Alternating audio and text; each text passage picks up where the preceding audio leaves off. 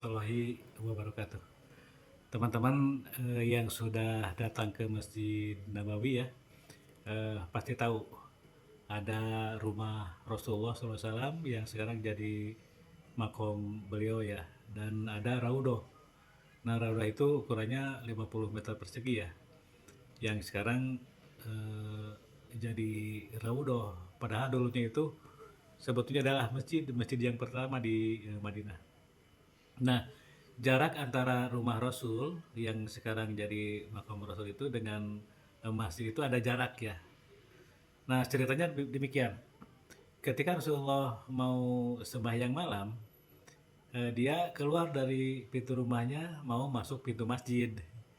Nah, yang heran ada iblis yang lari terbirit-birit tidak jadi masuk ke masjid.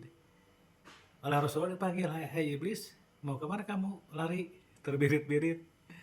Nah, iblis menjawab, "Saya takut," katanya. Rasulullah heran melihat ke dalam masjid. Nah, di depan itu ada orang yang sedang sholat bermunajat, ya, sholat tahajud. Sedangkan di depan pintu ada orang yang sedang tidur. Nah, lalu bertanya, "Hai iblis, takut sama siapa?" Nah, iblis menjawab, "Ya Rasulullah, saya takut sama orang yang tidur," katanya. Nah, Rasulullah heran, mengapa iblis takut sama orang yang tidur, sedangkan di tengah itu kan ada orang yang sedang sholat, tidak takut sama orang yang sholat. Nah, iblis menjelaskan demikian, "Ya Rasulullah," katanya, "saya itu takut sama orang yang sedang tidur karena orang tidur itu walaupun sedang tidur dia menggunakan ilmu. Sedangkan orang yang sedang tahajud di dalam masjid itu orang yang tidak berilmu.